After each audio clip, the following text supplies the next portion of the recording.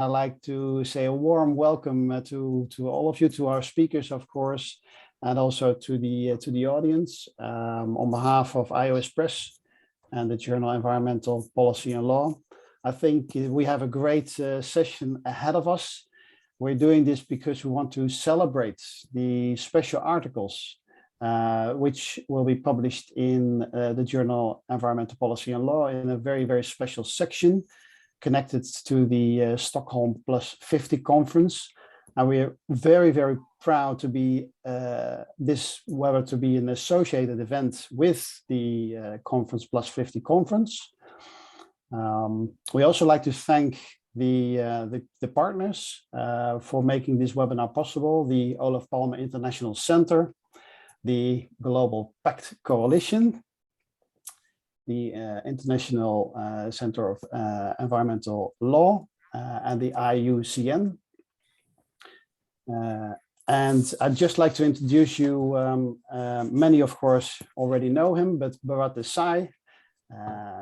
Bharat Desai holds the prestigious Jawaharlal Nehru Chair and is professor at the International Law at the Center of International Legal Studies, School of the International Studies of Jawaharlal Nehru University in New Delhi. And he is also the editor-in-chief of the journal Environmental Policy and Law. And he's moderating this session of today. And with that said, I'd like to give the floor to Bharat. Bharat, it's up to you. Thank you. So good morning to those who are in the US time zone, those who are in the Central European time zone, good afternoon to them. And of course, to my, friend, Greg Rose, almost, good evening, he's almost close to, is it 11 o'clock night? Just after, yeah. Okay, great. Yeah. So it's a great pleasure and privilege for me to be here. And I think, again, it's a very historic occasion. Today is the second day of this very historic Stockholm Plus 50 conference, which has commenced today. In this again, they say it's back to the origin, I would say, or I would say it's a very remarkable Stockholm moment. As all of us who have literally grown with this era of that Stockholm moment last several decades or so. And since it was a very momentous occasion in light of what we have been engaged in, reshaping and repositioning this journal, Environmental Policy and Law. And I would say the large part of the credit, goes to my distinguished colleague, Marten Stavenga. He has been very great inspiration. He has been a really backbone for all the effort, and of course to Raina, the US Press, who really helped me to navigate through a lot of these things. It's a very, very, I would say, it's an audacious venture which we have undertaken, and this is the back-to-back last 2 years, because during the pandemic period 2021, when the EPL's own 50-year celebration was there, we embarked upon that adventure where 21 scholars from around the world had contributed. Again, those magnificent chapters, which that was the beginning, I would say, which actually set the stage for this. I would say it's a sequel which we have embarked upon, and probably some of you might have seen that this was the volume which came out again on the 5th of June 2021. Our Earth Matters, and some of the colleagues were there. Greg was there, Oliver was there, who contributed that chapter. So some of the issue which we have tried is to think aloud and ahead, try to raise some of these existential questions.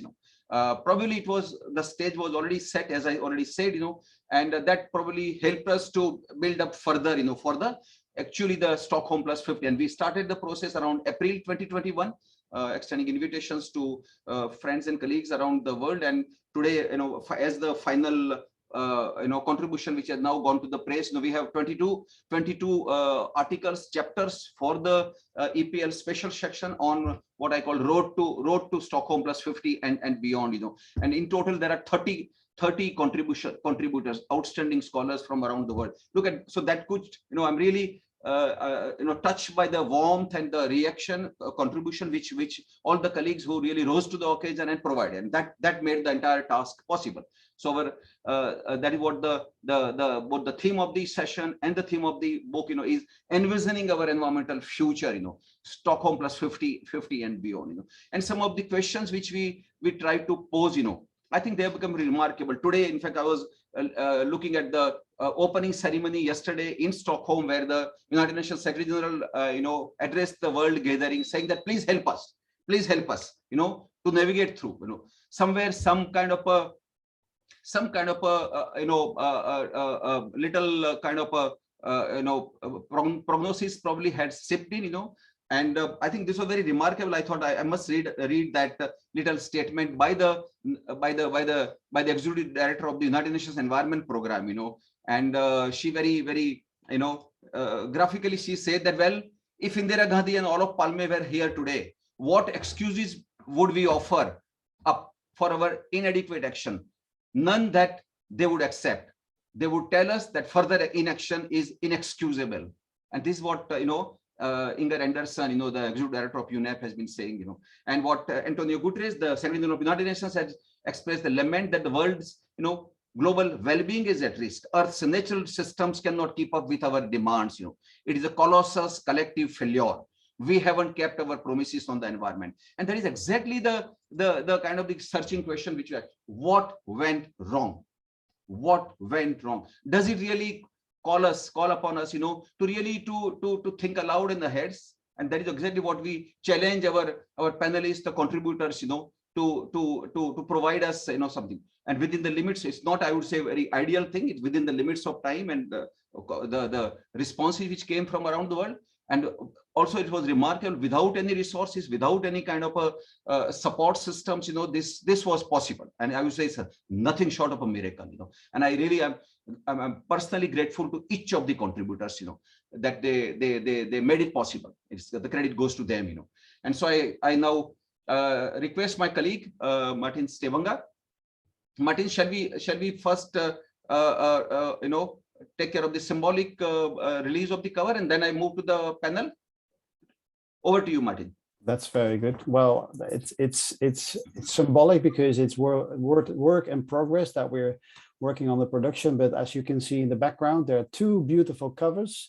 One is the Environmental Policy and Law cover, which is the journal in which the articles will be published. There's two separate physical issues where the articles will be presented.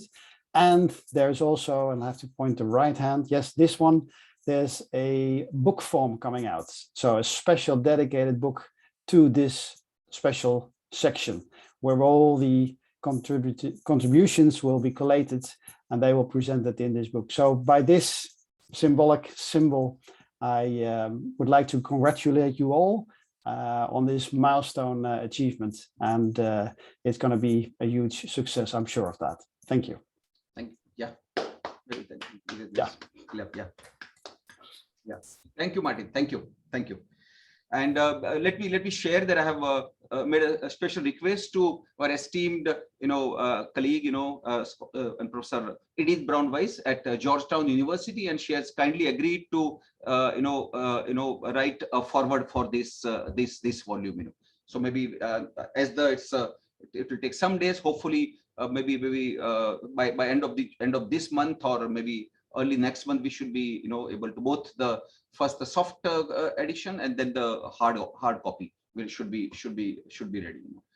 Now let me now move to our panel and the we have the very distinguished panel of experts who are present here. Let me briefly introduce each one of them first, and then we will start. We have Professor Greg Rose, who is a professor at the School of Law, University of Wollongong in Australia. Then Professor Chris Becks, he's a professor of environmental law at Utrecht University Center for Water, Oceans and Sustainability Law in the Netherlands. We have Professor Oliver Ruppel, who is a professor at the University of Stellenbosch in South Africa. And then we have Professor Kirk W. Junker, Director, Environmental Law Center, University of Cologne in Germany. And finally, we have Victoria Lichet. She represents, Professor Yann Aguila, the Global Pact Coalition, and Victoria, she's now currently based in USA.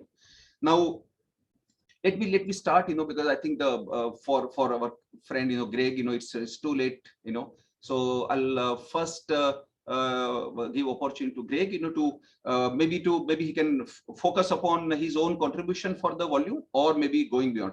I would say cutting across the entire thing, that how do we focusing upon your own personal contribution chapter to the environmental policy and law, and then that will be part of the book. But also, if you can throw some questions, think that what lies in the future, how do we look, since we reached the milestone of 50 years, how do we envision the future in next 50 years? And that is exactly going to be the larger, and probably some indications are available in the report of the United Nations Secretary General, our common agenda, where probably he is going to establish something kind of a group for the future. There is a high-level panel has already been established. Some of the indications are available, so it's still work in progress. We don't know what exact shape it will take. Probably it will be contingent upon the political declaration, which will be adopted, at the Stockholm +50 conference, and then probably is again the political master, the United Nations General Assembly, shall have to take a call probably, and we'll see in the coming days, as the things will unfold. But in any case, within the scholarly realm, I think this in our realm, to at least to provide our own assessment, that what has gone wrong, what is the current situation, and how do we move forward. Over to you, Greg. Thank you very much, Bharat, and thank you, Marten and iOS Press, for organizing this seminar, and Professor Bharat Desai for bringing us all together for Stockholm +50. I come to you from Southeast Australia, the traditional lands of the Wadi people of the Dharawal Nation, the first nation here, and to address the topic of the article that I wrote for this collection. I'll be speaking primarily about environmental terrorism. How many minutes do I have, Bharat? 8 to 10 minutes. Thank you. Martin will sound us, yeah. So to preface with an answer to the question that Bharat posed, what went wrong? I think one of the things that went wrong was 9/11. And 9/11 sucked the oxygen out of the environmental movement and the progress that had been made since the Rio Declaration in 1992. So we had less than 10 years later a focus on global crime, terrorism, transnational crime. And I think over the past 2 decades, that has been of greater interest to students, greater interest to government administrations, and at this stage with the war in the Ukraine, we have a more generalized threat to the global legal order that is posed by Russian action, and also by the uniquely Chinese approach to the rule of law. So we're having a more fundamental threat to the global legal order, of which multilateral environmental agreements are a part, and a shift of focus to crime. One of the solutions to that, at least I have an interest in both transnational crime and in international environmental law, and in being split across both, and often finding it difficult to ride 2 horses. I've tried to harness them together, looking at transnational environmental crime. And transnational environmental crime then is a facet of non-compliance with environmental laws, often environmental laws that are mandated under environmental treaties. And in particular, transnational environmental terrorism is a particularly malign form of non-implementation, of non-compliance, of international crime, and of environmental problems. So looking at the nexus between crime and environment forms an important focus. And environmental terrorism is also at the nexus point between international humanitarian law and domestic criminal law. So it bridges a lot of different things. Now I'm going to try my luck at sharing my screen and run through a quick presentation.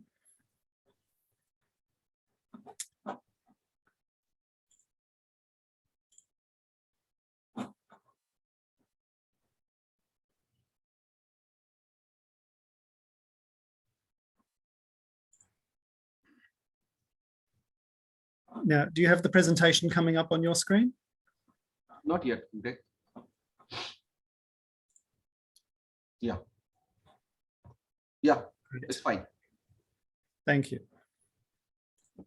So then, what is environmental terrorism? The targeting of environmental assets for attack in order to coerce a desired political behavior. That targeting can take the form of destruction through the, typically through burning, arson is the simplest way, or through inputs such as deliberate pollution events like discharge of effluent and sewage.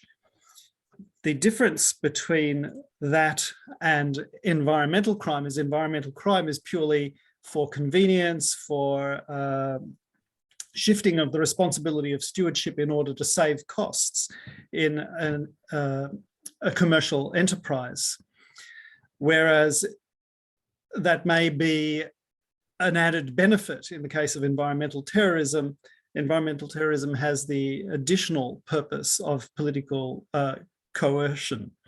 It's distinct from eco-terrorism in that eco-terrorism is the use or threat of violence for the promotion of an environmental objective. That actually occurs more often than one would expect. The FBI reports over 2,000 acts since 1979, so about 50 a year, and it can be things like spiking trees or damaging or monkey wrenching or burning farm or building equipment that threatens environmental damage.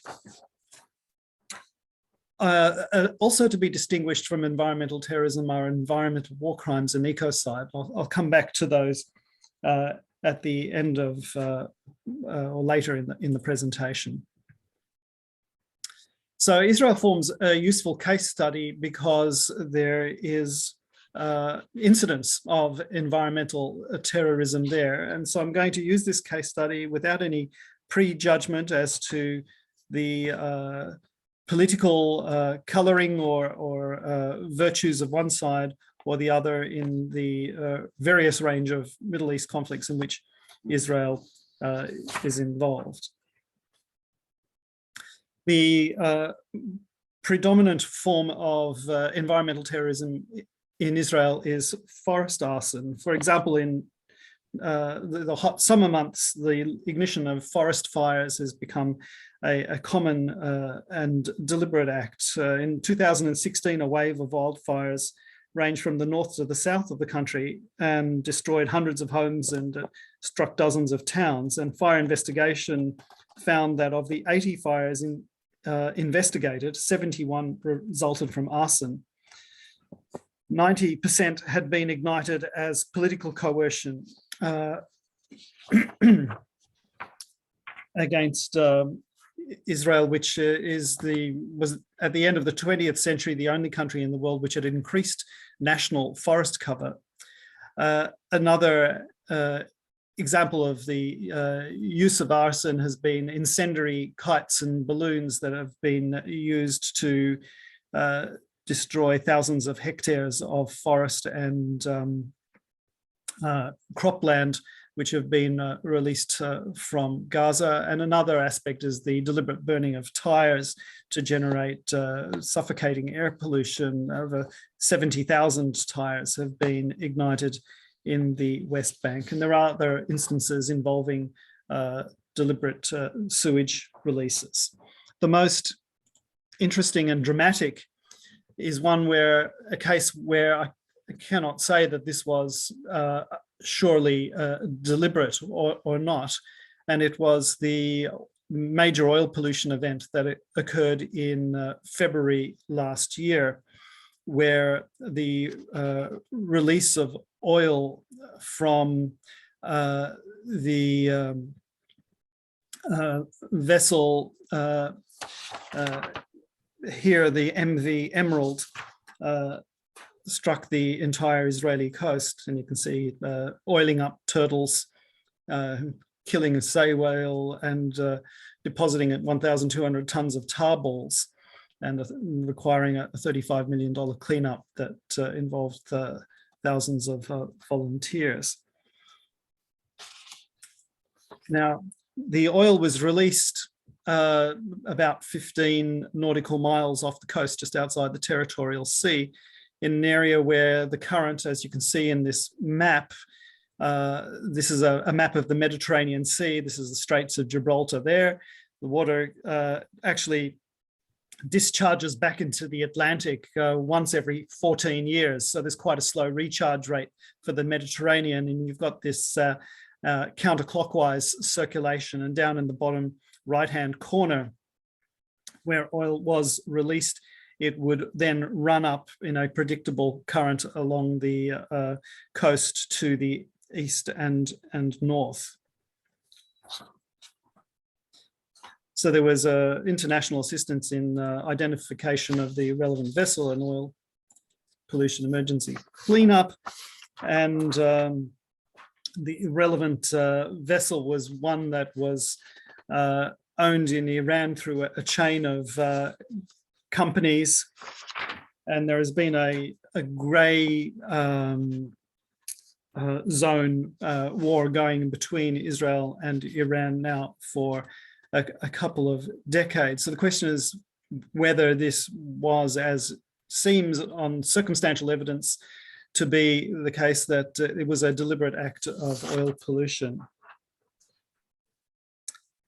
Now, there are many counterterrorism treaties, but there is a gap in relation to protection of the environment.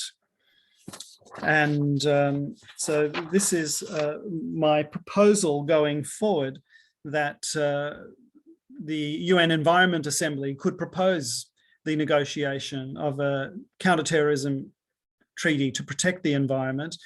The secretariat for that activity would come out of the UN Office on Drugs and Crime, which is the custodian of the other counterterrorism treaties. And a treaty on suppression of acts against the environment would follow the general template of the other counterterrorism treaties. The definition proposed here is acts that cause any significant destruction, degradation of the environment. And then in accordance with the usual formula, when the purpose of such act is to intimidate a population or compel a government. The threshold of what is significant destruction could be left to local courts to determine. The other counterterrorism conventions address civil aviation, maritime navigation, explosives and bombings, kidnapping or hostage taking of diplomats, financing of terrorism, and the obtaining of nuclear materials for terrorism. But even, for example, with maritime navigation, the protection is for the ship, it's for the crew and passengers on the ship, but there's no addressing of the environment. It remains a gap. The standard format for a counterterrorism treaty would then be followed in an environmental terrorism treaty, which sets out criminalization of the act of environmental destruction as a serious offence, the extension of jurisdiction over the state's territory, its ships and aircraft, and over its citizens, and to the extent of its maritime jurisdiction, the commitment of the parties to exercise law enforcement authority, to prosecute alleged culprits, and to provide mutual legal assistance to each other in gathering evidence, providing witness statements, seizures, certifications of evidence, and so on, and to extradite alleged culprits if they're not domestically prosecuted, although in custody. Now, this is distinct from the existing war crimes covered under customary law, the Environmental Modification Convention, or most importantly, the Rome Statute for the International Criminal Court. It applies the crime of environmental destruction only in international armed conflict, and it has to be widespread, long-term, and severe. So that would not cover merely significant environmental damage, and it requires the context of an international armed conflict, which the culprit was aware of. There are other aspects of war crimes, such as disproportional attacks, but again, these are confined to the context of an international armed conflict. And the application, even in non-international armed conflict, is limited. So there's a major gap there, and war crimes don't really cover it. The other crime is one that's proposed and doesn't actually exist yet as an additional paragraph to the International Criminal Court statute, and that's the crime of ecocide, where this is defined as unlawful or wanton acts that have a substantial likelihood of severe and either widespread or long-term damage. So here again, you've got a threshold which is too high to cover significant acts of environmental damage, and the notion of wanton acts is inappropriate to the deliberate political purpose of coercion that is intrinsic to terrorism. So that doesn't cover the case either. So both ecocide and environmental war crimes are unsuitable for the prosecution of environmental terrorism. There's a question of whether even, whoops, if I don't move, the lights go off. There's the question even whether an environmental terrorism convention or counterterrorism conventions generally have substantial impact, because they are rarely utilized in enforcement proceedings. Their major purpose is symbolic. They signify what is wrong.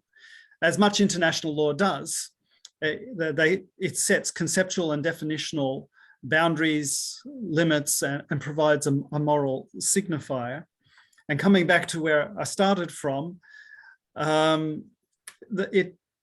a prohibition of environmental terrorism provides for us a bridge between the current interest in transnational crime and our established interest in multilateral environmental cooperation. So I'll finish there, Bharat, and I'm happy to take any questions. Thank you, Greg, for this little exposition into this growing menace, as far as, and especially in the many of the trouble zones, armed conflicts which are raging around the world. The use of this is called, one of the soft bellies, cultural heritage, environment, and crimes against women. These are the three important, those soft bellies which the different mercenary groups, armed groups have been really, and this is one of the greatest, concern at the global level. And I think probably this also goes into the realm of the international humanitarian law, where some of the Geneva Conventions, they do cover, but not adequately. And that is how in 2019 the operational guidelines of the International Committee of the Red Cross have sought to put focus on environmental issues. But I think this is really a idea worth taking forward, in terms of that, can there be a special protocol or special kind of a instrument, where probably to start with some kind of a guidelines or some kind of a soft instrument, followed by probably if there is a consensus to have a treaty. And I think this is an area which will be a challenge for the time to come.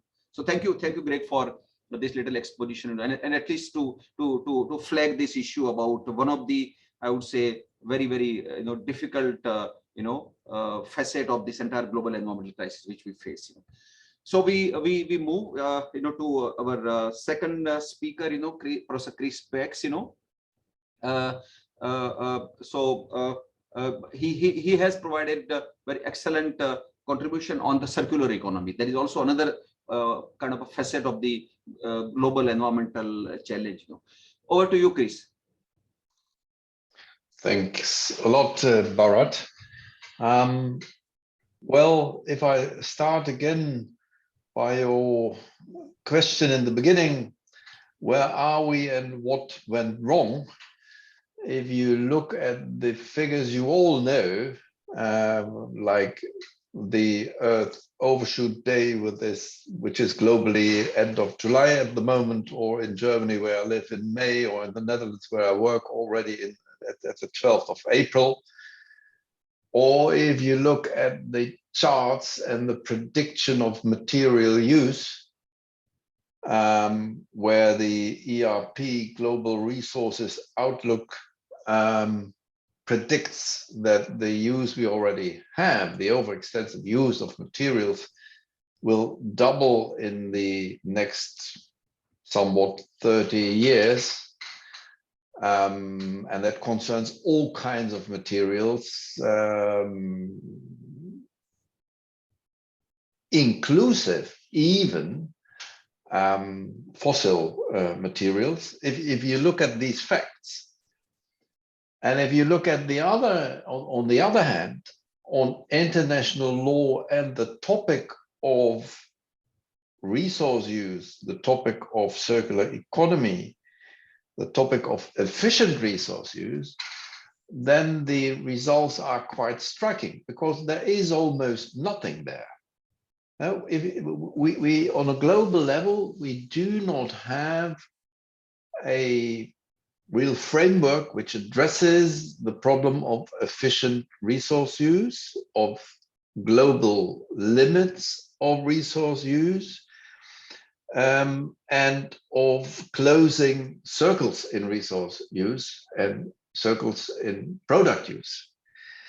And that's, if you can, or if you look at both the results where we are and what we do and where we develop with this world, and on this topic, different from biodiversity law, but different from climate change law, different from marine protection or air quality law or whatsoever, it is, well, quite striking that the international law is in a very rudimentary status concerning efficient resource use. There's nothing much there. There are, of course, countries which they have developed in the last 10 years, 10, 15 years, concepts and also very concrete targets for limiting the resource use, the use of virgin materials. And there are even areas like the EU who are very actively developing such frameworks, also legal frameworks, but on a global level, you do not see much. It's quite a virgin space. And you may ask yourself, why is this the case? And you may ask yourself, do we need development of global law? Well, to look at the first question, why is this the case that we do not yet have, we even do not have a lively discussion on whether we should develop such global law on effective and efficient, not effective, efficient resource use, limiting the use, or limiting the exceedance at least, of the use of materials in the world.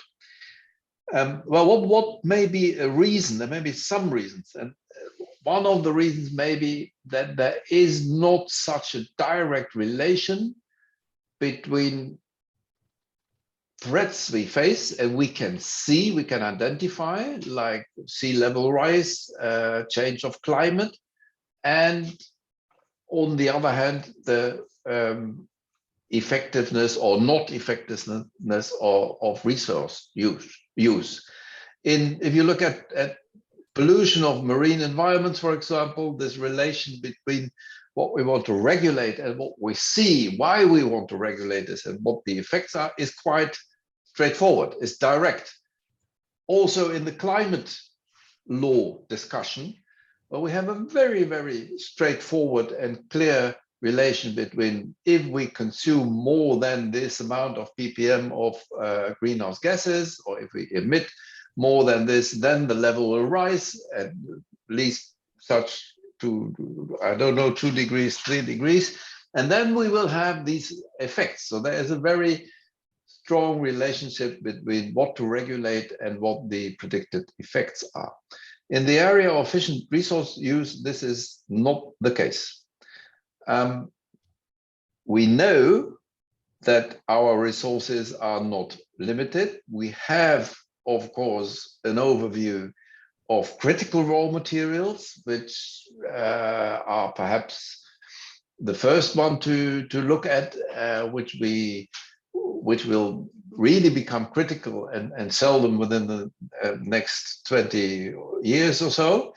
We also know a lot about the relation between our resource use and other environmental effects like greenhouse gases, like biodiversity loss. We all know that, but the relations are less clear and less straightforward and less directly. So that may be a reason why we did not concentrate in the international law development on this topic in the last decades, or let's say last 5 decades since the Stockholm Treaty. Do we need it? I think yes. We need this discussion whether we need international law, and B, efficiency of resource use, closing loops, is a topic which is closely related to international trade. And if we do not address this in international law, regional initiatives and national or local initiatives will always be very limited in effects, because they touch the prohibitions to limit the trade and they touch trade law. And if we do not develop international law in the area of efficient resource use as a sort of counterpart to international trade law, we will run into big problems. Take the area of plastics, for example. This is a worldwide, a global value chain, and it only can be made more efficient and more sustainable if we address this on a global level, also in law. And this is one of the messages of my contribution also to this very interesting special issue. It is not the only one, but I wanted to concentrate what I have said here on this question: why don't we have global law in this area? And isn't it a good idea to discuss about the need and what it should contain then in the end? Thanks a lot. This was it for the moment. Okay, thank you. Thank you, Chris. I think you have raised again very, very pertinent issue about the entire global economic scenario in terms of the consumption and production patterns, the way. In fact, probably I would say it goes back to what Gandhi had suggested in terms of your needs and your greed, basically, and how you use it, basically the economy or the efficient use of the things. So that means you take only that much which is required, for instance. And I think probably the entire notion of the circular economy, probably it will gradually drive us, take us to that direction about efficient use of your whatever the resources which are there, the entire production and consumption patterns and other things, and the basic mantra could be, that if you either you reuse it, recycle it, or you refuse it, and I think if that probably European Union is quite still ahead, in terms of putting into place those regulations and other things. I'm sure, the idea has got momentum, and other countries are also now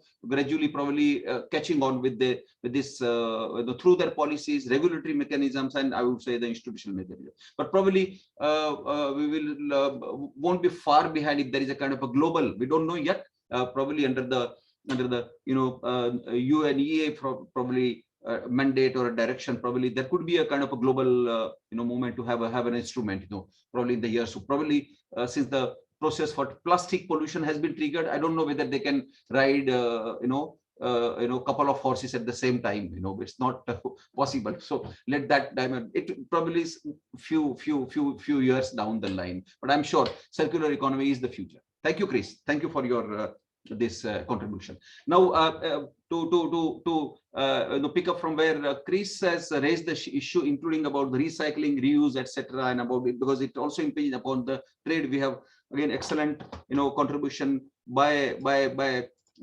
Professor Oliver Ruppel, where he has hinted at the entire greening of the trade law, for global climate governance, and Oliver also contributed to last year, very again excellent. That was again on the soil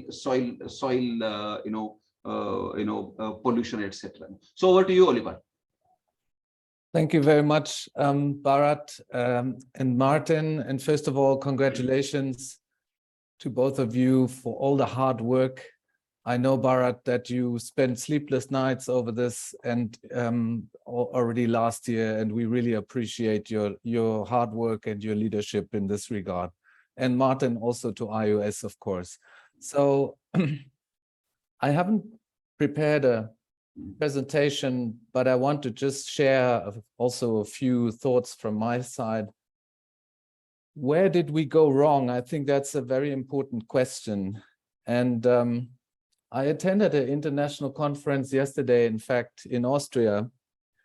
And one of the members there was Cardinal Turkson from the Vatican, who is the head of the Vatican Academy of Sciences. And he was actually asked the same question. And he said, and I thought about this, we didn't fight hard enough. We must become more radical to protect what is really important. And I think I agree with him. And I'm investigating the issue here from Stockholm +50 to Bretton Woods +80. As you know, I am a WTO lawyer before I'm an environmental lawyer. So I'm usually looking through the trade perspective first. And that's probably a problem, because we've been looking through the trade perspectives stronger, more predominantly with a higher price tag attached. And the systems have been developed in a way that they have not only been designed in isolation, they have been designed to fail. If we look at both systems, so to say, in a holistic manner. WTO law has served this purpose, no doubt, since Bretton Woods, overcoming the hardships of World War II and reducing trade barriers through the GATT, the General Agreement on Tariffs and Trade, leading to the inception of the WTO in 1995. But where do we stand today in terms of multilateral trade agreements? Where does the WTO stand after Donald Trump has disrupted the probably most successful dispute settlement body at international law level?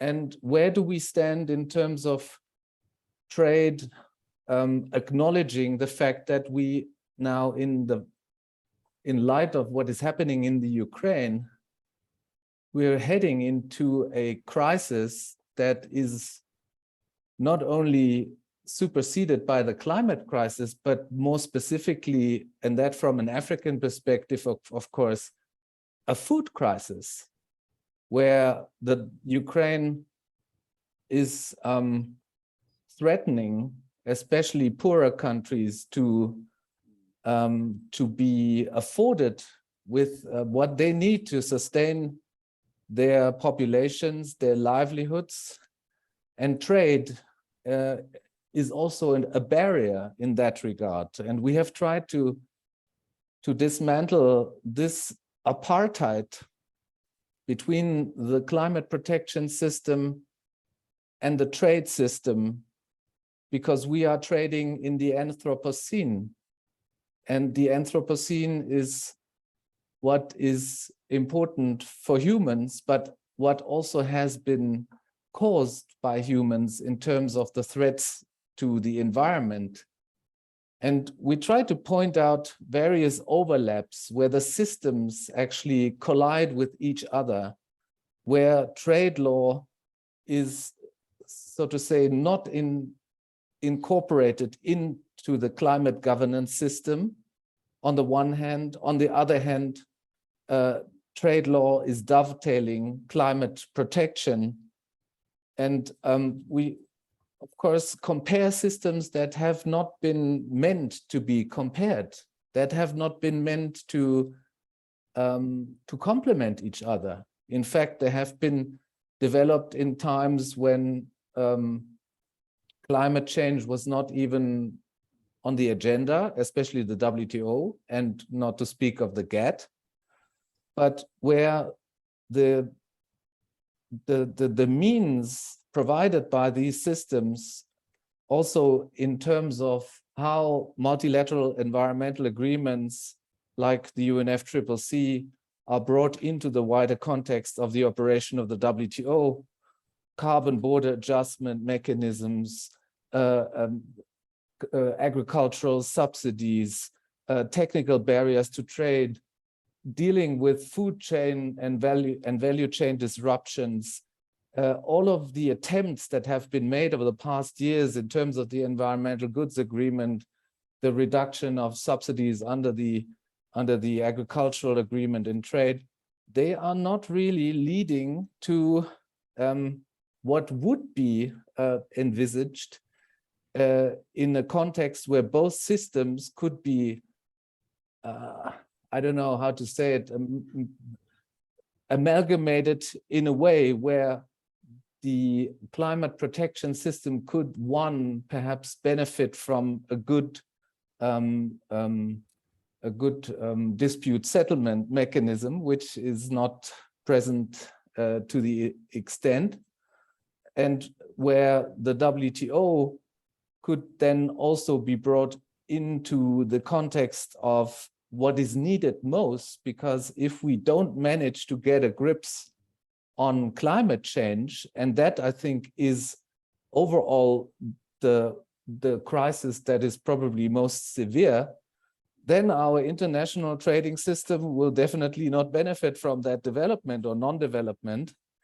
And therefore, we investigate a few questions of how can we make trade better for globalization, because it hasn't been good for globalization. Some people speak to that we need to deglobalize, which will not happen, of course, but we have to calibrate trade in a different manner and to bring the global trading system that has been established almost 80 years ago, the way we know it today, in a system where the international community can set a single set of trade goals that can multilaterally be supported under the UNFCCC system and the Paris Agreement, which do not correspond with each other at all. In fact, if we look at what was envisaged to create at Stockholm, Olof Palme said, the air we breathe is not the property of any one nation. We share it.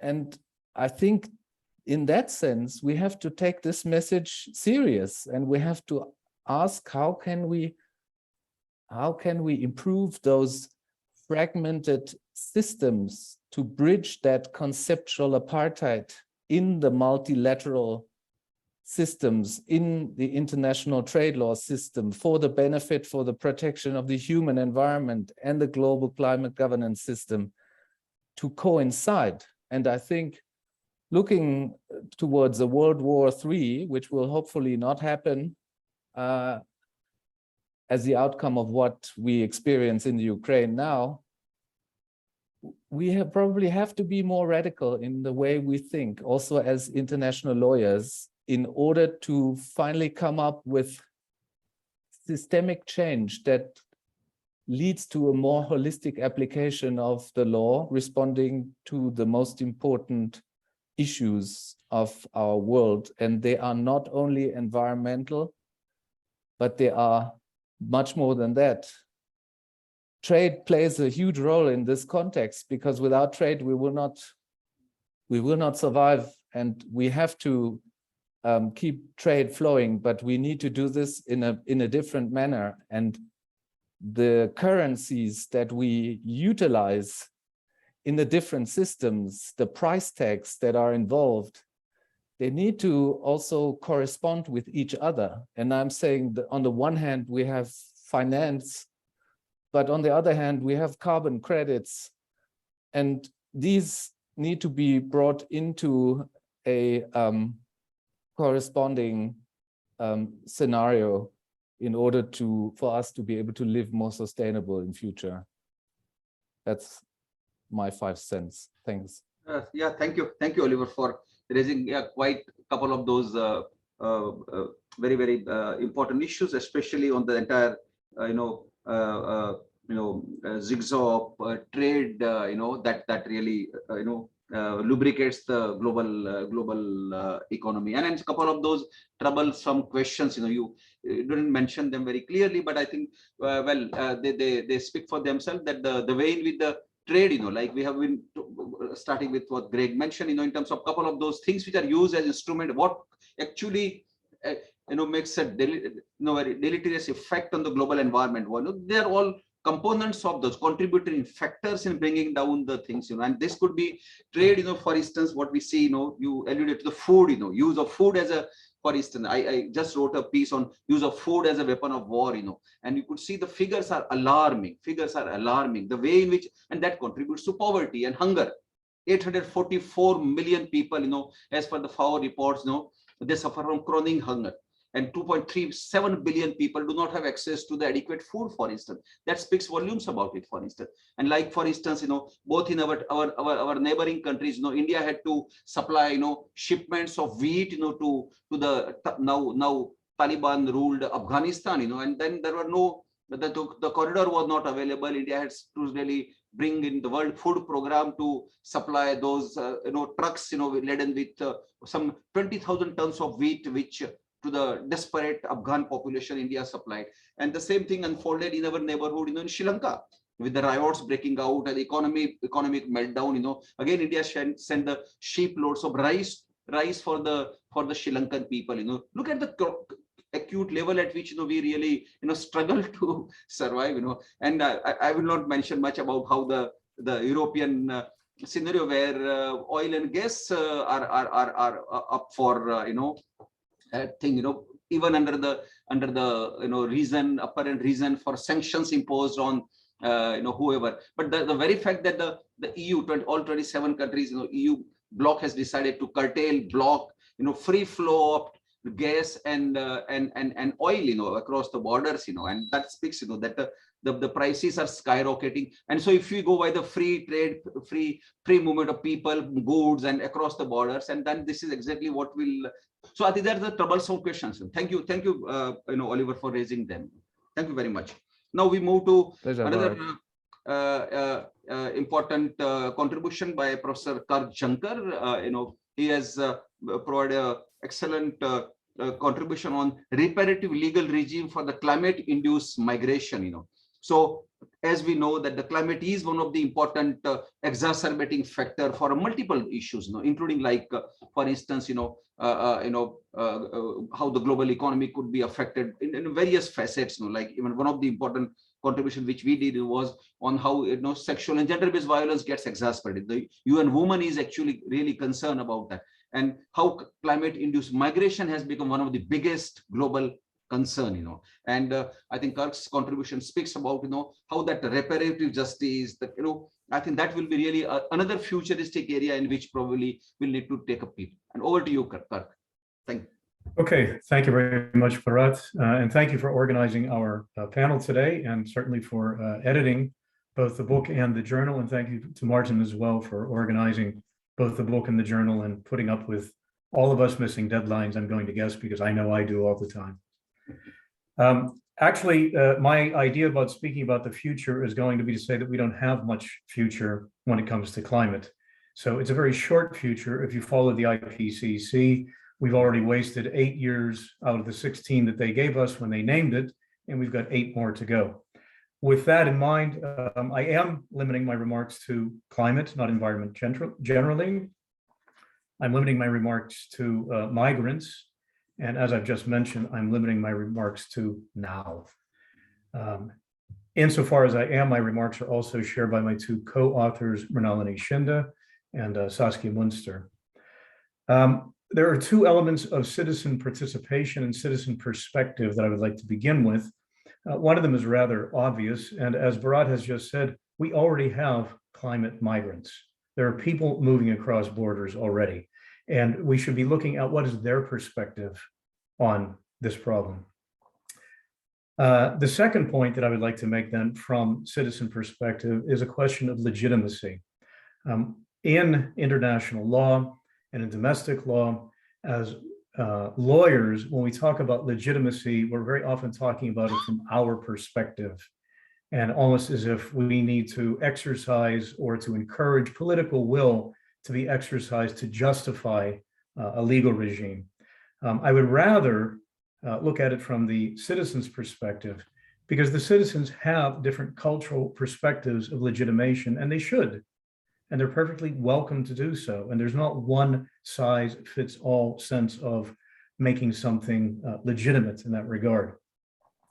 So what I'd like to do just for a moment then is to transition from moving what in fact is in place already in international environmental law for climate to solutions for persons who are harmed now, these migrants.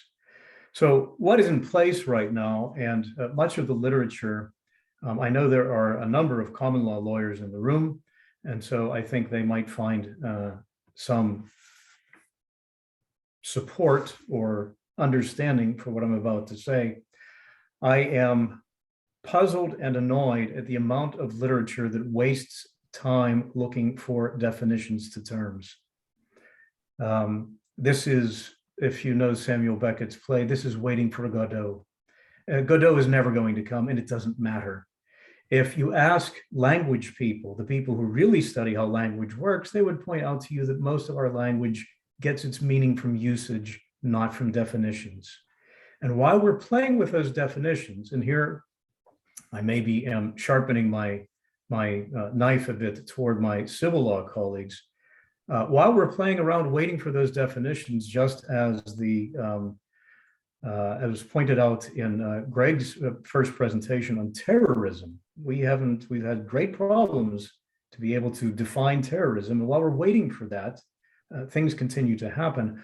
While we're waiting to define, and the terms that we have so far, let me look at my notes here, climate refugee, environmental refugee since 1985, and a very fine paper by El Hanawi pointed out that until we can make the climate refugee or the environmental refugee equivalent to the political refugee, there will be no international rights. That's all that we recognize for rights in that regard. In addition to that, since then, we have the environmental migrant, according to the International Organization for Migration. All of this playing with definitions allows the status quo to continue. Because while we're still waiting for the definition, as I said, migrants are moving because migrants are harmed. And there are people who are benefiting from the lack of action while we play around with the definitions. The second transition then, in moving from where we are to solutions, would be to ask where we find what is in place. And for that, we could go all the way back to the status of refugees. The Convention on the Protocol relating to the status of refugees is 1951, thinking about post-World War II migration of persons for political reasons, amended in 1967. The Cancun Adaptation Framework, 2010, already has comments on adaptation having been surrendered from mitigation, and now I guess we've surrendered adaptation to resilience. 2013, the Warsaw Mechanism for Loss and Damage. And this year we all got very excited because in Scotland, we finally put that back on the table. Somebody's talking about loss and damage, and we're hoping that on the road to Stockholm this year, when we're in Egypt, we might actually do something with it being on the table. We've got it on the table, now let's do something with it. Paris Agreement 2015 also includes loss and damage, but these are the things that are there, arguing about definitions, arguing about terms, while migrants are harmed, migrants are moving, and migrants have no legal protection. So what we offer in our chapter, our paper here, is talking about reparations. And if we look again at the history of reparations, the ICC has a trust fund for victims, but this is in our mind the wrong way to go, because this concept of what you do for the victims of international crime, it works off of donations and it's seen as charity. So nobody is blamed for the harm. And when we go back to the point I made at the beginning of my time here, when we look for the legitimacy given to that system, the victims themselves, these citizens whose perspective I'm trying to offer, they don't see a legitimacy in the system in which they're treated as charity causes. They've been harmed by intentional acts, and they ought to experience reparation for harm by intentional acts. We would never suggest to someone's family who had someone murdered that, well, we're not sure that we know what a murderer is, and while we're talking about the definition, here's some extra money we'll give you. And that would not be a successful solution. It does not legitimize the system to do it that way. We have things in place at this point, and as we identify in the paper, begin to make similar mistakes with this. The CMA Green Climate Fund, Global Environmental Facility, even the Warsaw International Mechanism has an executive committee, but it's working on that same basis. So to conclude, to move something toward reparation that has a legitimate base from the harmed persons, but actually has the practicability to happen now. I offer a simple example, which I get from studies of legal culture. And you can tell from my accent that despite the fact that it says Universiteit zu Köln behind me, that I'm originally from the United States. And I practiced as a trial litigator for more than 10 years. And I can tell you that as part of legal culture in the United States, how legitimacy happens among citizens, both at the national level and in the states, it is perfectly acceptable for, and the regular practice for emitters, and the United States is the biggest emitter. When it comes to climate emitters, the regular practice is to sign agreements in which dedicated funds from the persons who created the harm are transferred to the persons who are harmed. This is a reparations scheme that could be transferred to climate harms because that's already in practice. We're not asking the persons doing the emitting to change their legal thinking or legitimacy. They do it already. The only thing they won't do is agree to the causal connection with their own liability. So what we don't get out of such an arrangement, such an agreement, is that we have the person causing the harm admitting to liability. That's the brass ring that we can wait for in the future. What we do have, we have the old English saying, half a loaf of bread is better than none. What we do have from the legitimacy of the person harmed is the fact that they are acknowledged as having been harmed. It's not charity. It's because they are harmed that they are going to receive the reparations. So that's, as Oliver said, he had contributed 5 cents. I think I've only contributed 2 cents. There's my 2 cents. Thank you very much.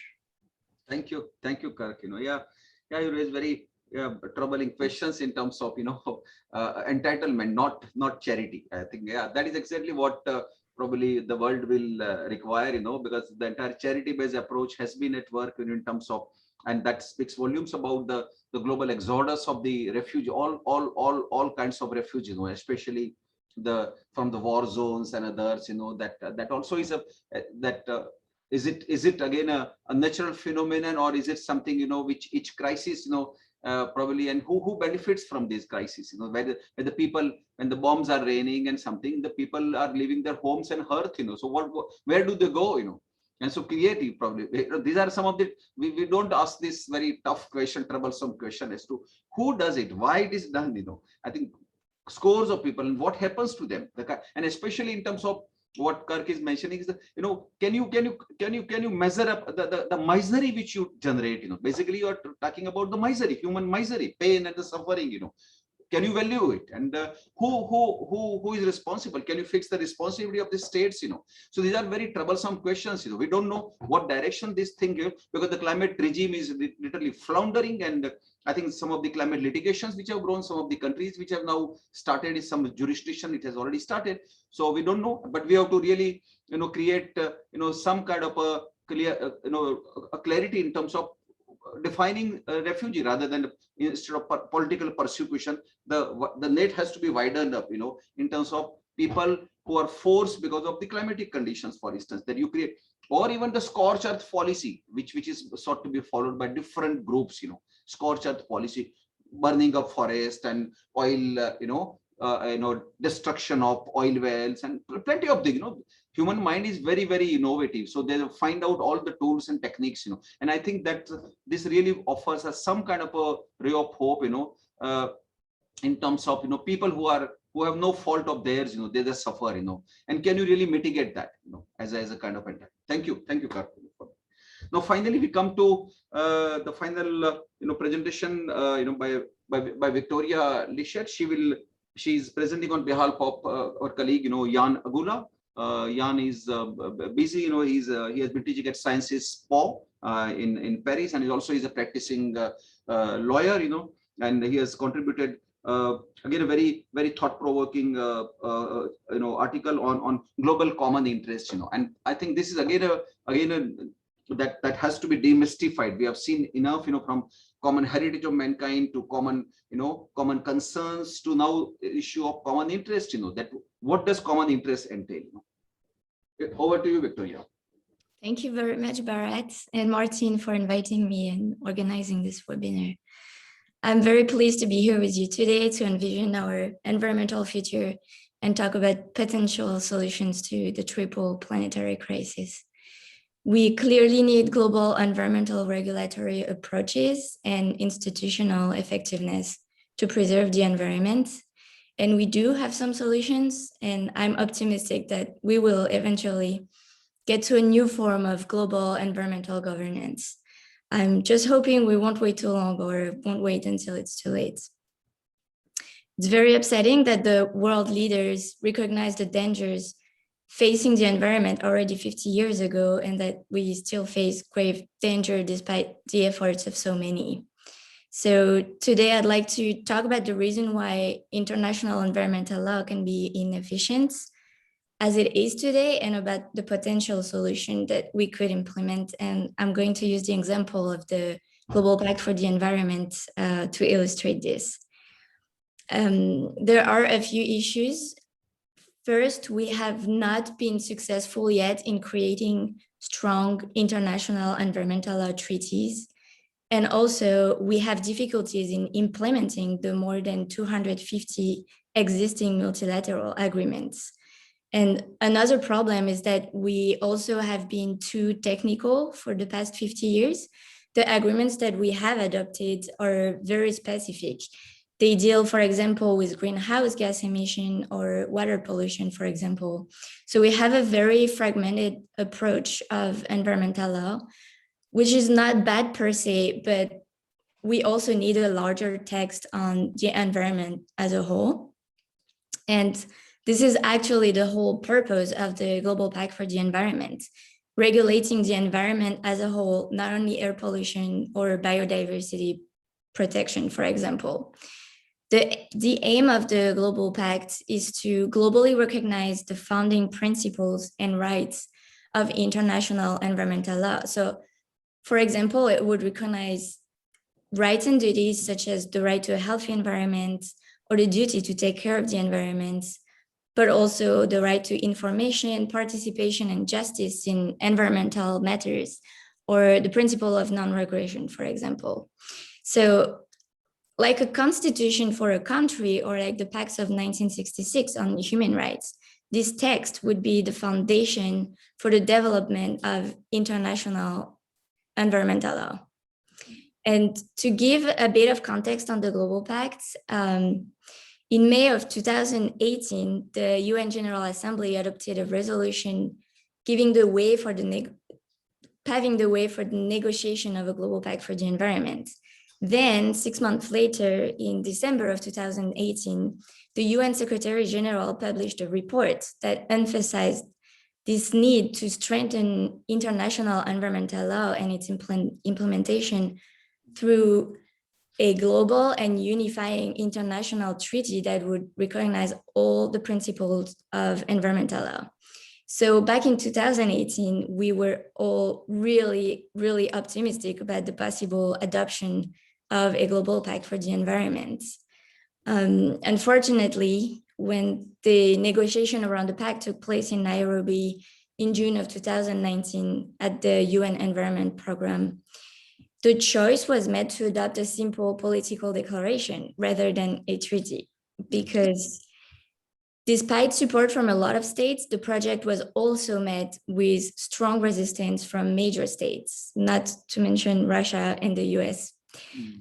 So this year, in March 2022, a political declaration was adopted, but this declaration clearly lacks any ambition. The rights to a healthy environment, for example, is mentioned only once and only in the preamble. And in the draft of the Global Pact, it was the first article, it was really the strongest part of the Global Pact. So why did the project of a Global Pact fail to get adopted after getting so much attention? Well, it seems that the way international law is organized and made today, which is based on very old concepts with an absolute conception of sovereignty that no longer corresponds to today's world.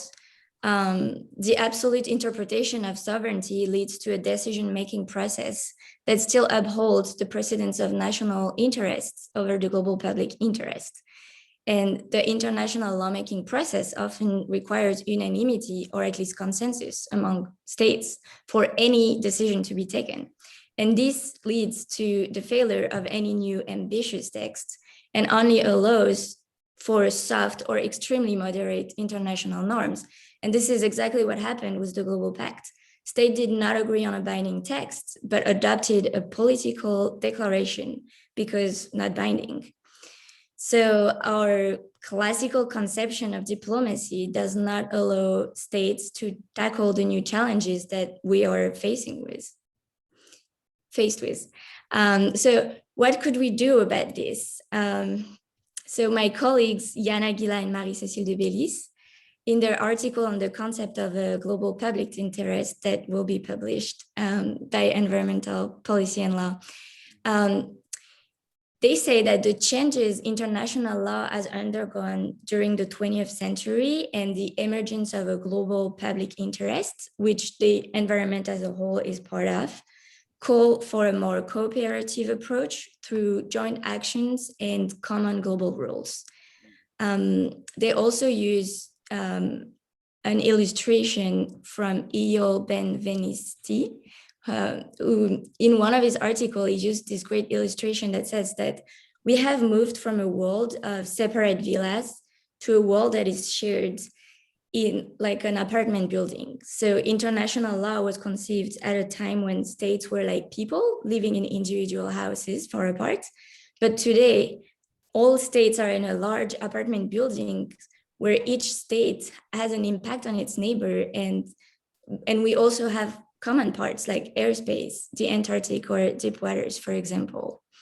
So the founding theory of international law is outdated and must be updated to match the new reality of our situation. So we should be able somehow to have some limitation of sovereignty when justified by a global public interest that would be proportional to the scope of limitation that it requires. Of course, the restriction of sovereignty for a global public interest raises the question of its representatives. My colleagues Yann, Aguila, and Marie-Cécile de Bellis, they offer various solutions in the article I just mentioned, and I won't have time to go through, unfortunately, but I can say real quick that one option they are mentioning would be that states should all take into account the global public interest in their national decisions. So there would be a sort of compulsory inclusion of a global interest when drafting national public decisions that would likely have impacts beyond their own borders. And a second option would be that international organizations act as representatives, because they are the only international actors that manage to carry both a public, as in not private, and a global, as in not national, interest. The problem is that international organizations remain weak with respect to states. They can be at the mercy of states, who do not hesitate to threaten them with political paralysis, budget cuts, or just simple withdrawal. So their idea is to develop the non-state side of our international organizations, to give them a normative power so that the resolution they adopt would be binding and could then also be invoked at the national level. Reforming international law and global governance might seem a little bit unrealistic or extreme, but such reforms cannot be avoided because of the gravity of the environmental crisis. Sooner or later, a reform will have to take place to give the global public interest the key role it deserves. And we are hoping that it will be sooner. Coming back to the global pacts, I really believe it will be adopted sooner or later again, either be it called a global pact for the environment or a convention on the right to a healthy environment or anything similar. The Global Pact project is currently on hold, but with recognition by the UN Human Rights Council in Geneva in last October 2021 of the right to a healthy environment, and hopefully the coming recognition of this same right by the UN General Assembly this year, the idea of a global pact for the environment might emerge again to follow up on this recognition. That would be 50 years after the Stockholm Declaration, which is late, but better late than never. So we're really hoping that this happens. Thank you. Yeah, thank you, Victoria. I share your optimism. You know that it's always better late than never. But I think you raised some of the very fundamental questions. These are also some of the which we challenge some of the contributors. Both in the 2021 volume, our Earth Matters, and this volume, 22 volume, on envisioning our environmental future. Last year's volume, I remember, we had Professor Nico Srijver from Leiden University, who actually wrote something, on in a sovereignty, that the entire fulcrum probably, saying that you cannot dispense with sovereignty. This year we have again a very remarkable contribution, from American University, David Hunter, Professor David Hunter, and again, he said, moving beyond the state sovereignty. And there are several scholars who have been really, almost veering around that view that we're willing to take it, beyond. But the question is, can you, again, the larger question, who will build the cat? Can you really question that? Because that is really the fulcrum around with the entire global regulatory enterprise runs, largely it's a state-driven enterprise, and probably it will be, almost raising the hornet's nest. Can we really afford that? Like and the other issue which you raise, is about international organization. Of course, international organization, but you saw the plight. We have seen the plight. The moment any international organization is perceived to be strong, it's really vandalized, it's badly treated, the funds dry up, people walk it out, so I think there are limits to that, including United Nations itself. United Nations, has been, there is a standard pastime for UN bashing. There are people who cannot get a good sleep without, saying something wrong about United Nations, but that doesn't make, you can't throw dust at the sun, that's a fact remains. So what Victoria is saying is absolutely right. But we have seen the momentum coming from the, like you saw the plight of the common heritage of mankind and under the UNCLOS, a beautiful idealistic notion, and which was effectively emasculated as soon as Part 11 of the UNCLOS came up. It never saw the light of the day. The other issue which is still under the scanner, probably we'll see in our climate change special issue, which we will come out with toward the end of the year, on which we need to put under scanner is the future of the common concerns of humankind. Common concerns of humankind. Some of the global conventions swear by it. And now what issue which is raised, in this paper, the common interest, and I'm sure this is exactly what we need. We need those big ideas. We need those futuristic ideas. You can't get yourself confined to the silos, And since we saw that, and if you see the lament both by the Secretary General of United Nations in the opening speech at the yesterday at the Stockholm conference, and the President of the United Nations General Assembly 76th session, Abdullah Shahid, has been saying again the same thing, saying that what went wrong, and obviously the Executive Director of the United Nations program, that means everybody is troubled, and we need to find a way out, And that is exactly what we made a modest effort. So thank you very much, Victoria, for your contribution on this. Now we are left with about 10 minutes. Probably we'll just open the floor if there are any questions, queries, any from the audience. Our panelists can can give replies. Then we'll wind up. Yeah, the floor is open.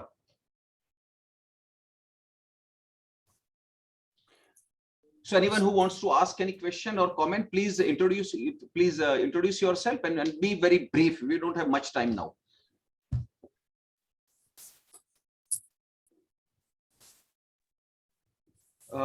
Yeah, Kirk, yeah, you have anything? Over to you.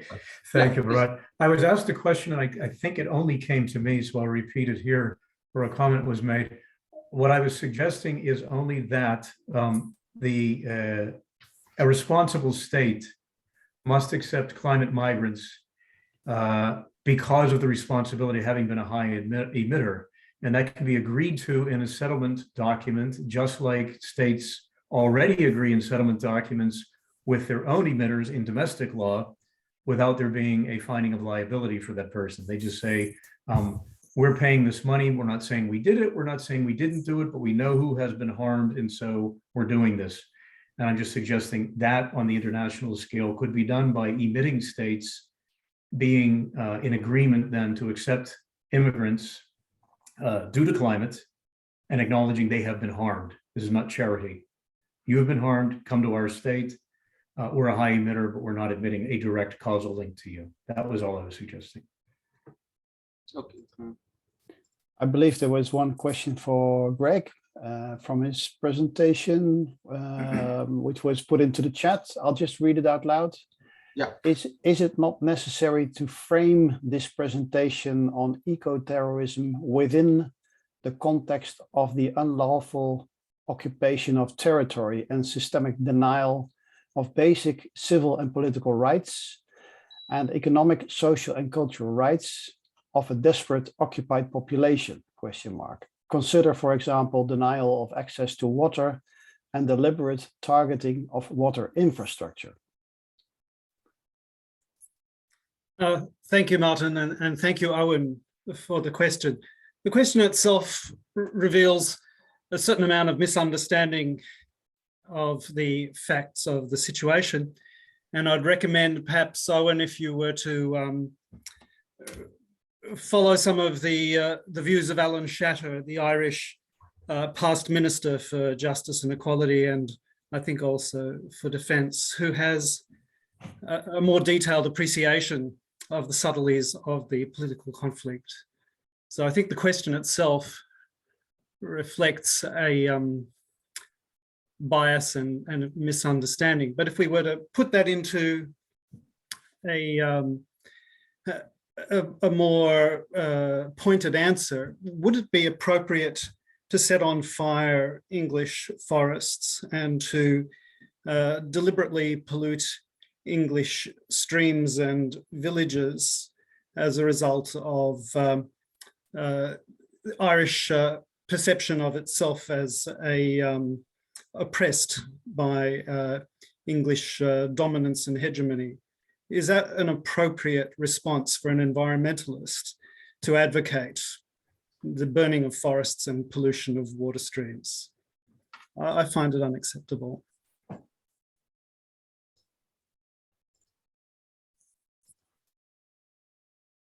Any other question?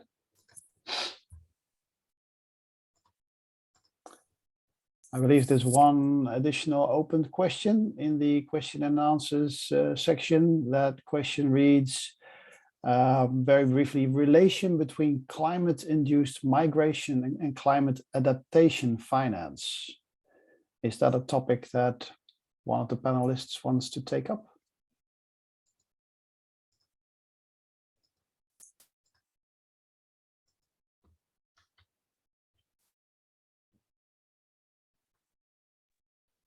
Marten, because I was talking about climate migration, I guess I can give a brief response to that.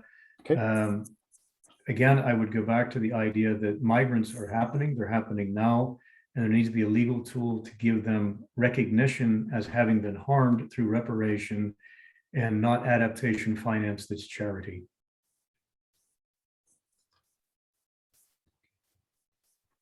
So, Thank you. Marten, is there any other question? No, that seems to be all the questions which were, that were posed. Yeah. Okay, in that case, shall we wind up? That's fine. That's good. Okay, fine. Now, I really thank all the panelists, Professor Kirk, Oliver, Ruppel, Victoria, Lichet, Greg, Rose, all of you, those paper contribution both for the journal and for our forthcoming book. There are several other eminent contributors, who are not present, but I'm sure the final work will speak for itself. It's going to be some, I would say, it's a very modest contribution, but I'm sure it will be really worth it. That probably is like projecting some big ideas, and I think it was really our pleasure and privilege for the Environmental Policy and Law Journal to really act as a bridge between the scholarly community and the decision maker, because journals, the subheading is journal for the decision maker. That is exactly what we have tried to put it before them, because you need the ideas, and that there is literally a kind of a groping in the dark, floundering is taking place. There is a rudderlessness which has been at work. That is exactly what we really notice. And now at this hour, when today, I think we will see what the final communique or the statement will come out at the end of the, and also this is literally inexplicable. We don't need to go into it at this stage, like that historic Stockholm conference, which was held for almost 11 days from 5th of June to 16th of June. This Stockholm plus 50 event is just held for 2 days, 2nd and the 3rd of June. And probably there was another parallel event which took place before this, was on 3rd and 4th of March 2022 in the Kenyan capital, Nairobi. So when it started, there was only one initiative, there was one focus in Sweden, in the Swedish capital. This time you have the baby which really was born from the Stockholm initiative, and the Kenyan government, and you could see on the dais also, this was probably a balancing act on the part of the political organ of United Nations, under the modalities resolution, those 2 resolutions with the General Assembly adopted in 2021, which probably set the stage, as to how do we go about it, who will do it, so it was basically a joint initiative both by the Swedish government and the Kenyan government. And you could see on the dais the Swedish Prime Minister, she's sitting, and the Kenyan President, sitting both. Now, if we go back, if we connect with the 50 years back, when there were also only 2 heads of government who were present in Stockholm. One was, of course, the host country Prime Minister, that feisty Prime Minister Olof Palme, a visionary Prime Minister, who, again, we have another contribution on his common security, which the Olof Palme International Center has brought out, the 40 years of the Palme report, Anna Sundstrom has provided that contribution, But I think I would say we must give, credit to that visionary, the pioneer, Olof Palme. And what let me read out what Palme's those words which really still ring in our ears. What Palme said was, there is no individual future. there is neither for people nor for nations. Our future is common. We must share it together, and we should shape it together. That is exactly what I think a little quite ideal, and that remains true even till today.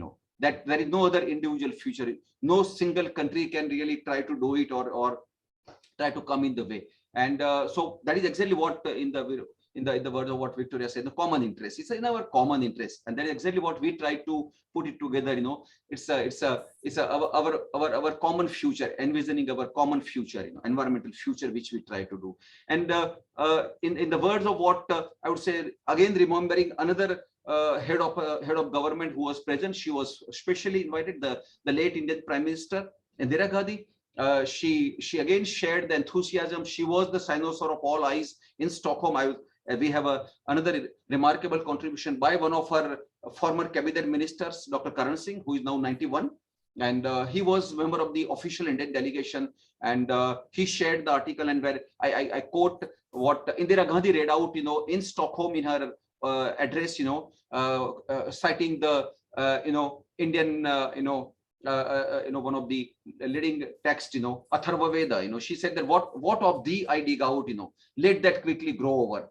Let me not hit thy vitals or thy heart. So essential as message which has been, is always larger, overarching, futuristic. And again, to put in Gandhi's words, that we are merely the trustees. We need to only take something, all that our needs require, not the greed. And that is exactly what the crux of the entire enterprise will be. The moment we try to limit, all those things, because there is never ever anything, unlimited for anyone on this planet Earth. That means Earth has enough, as Gandhi had said, that enough for everyone's needs, but not for anybody's greed. So the entire choice which we are probably heading towards, to make between greed and need, and probably we need to do it, within the real. How best we do it, that again remains to be seen. And to quote another a philosopher, Indian philosopher who won the Nobel Literature Prize, Rabindranath Tagore, who said that the progress for what and progress for whom. And I think these are some of the searching questions we will need to find the answers. They are very troublesome questions. We don't need to duck it. And I think probably it's always in the realm of the scholarly community, the scholars who shall have to rise to the occasion. Careers can always be made. Careers can always be made. But I think there are some of the things which are about our future. And what the future generations will inherit. And I think that will show as to how did we make our best effort. And that is exactly what we try to make a best honest effort. It's not the full, probably it could be a drop in the ocean, as I said, within the limits of our space and time, and I really, my task has been made little easier by my colleagues, both Marten and Raina. She's there, I think she's very invisible presence, she's already there, you can't see her, but they made my task easy, and they shared my enthusiasm, and probably we made our best effort, and we will continue with this, and I think we will now toward the end of the year again, we will be coming out with a special issue on climate change, where more than a dozen scholars will again because now tomorrow is the 30th anniversary of the United Nations Framework Convention on Climate Change. So this week is a very unique one. 2nd and the 3rd June, you have the 50 years of the Stockholm Conference. 4th of June is the 30 years of the UNFCCC, and 5th of June is, of course, the World Environment Day. So it's an Environment Week, and it's a really remarkable that we happen to be here on this historic week to contribute to some kind of a confabulations about something what the trajectory which we have covered, probably putting our finger on what went wrong and how do we move forward into the future.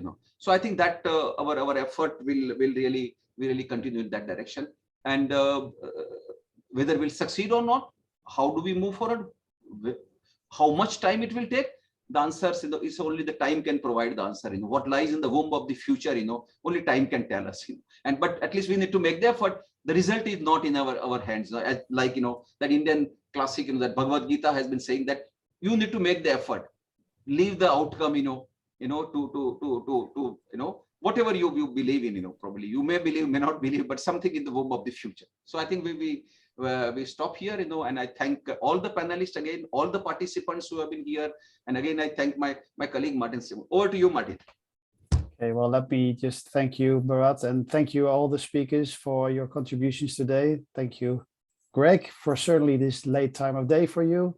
Thank you, Kirk, Oliver, Victoria. I know Chris has just left, but also many thanks to him.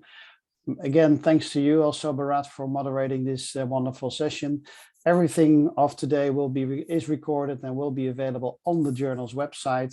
We'll be publishing some great special issues of the journal upcoming months in the summer, and also later this year, the book will be published, will be available. So with that said, also many thanks to the participants for your excellent questions and your attendance. I would like to thank us all. And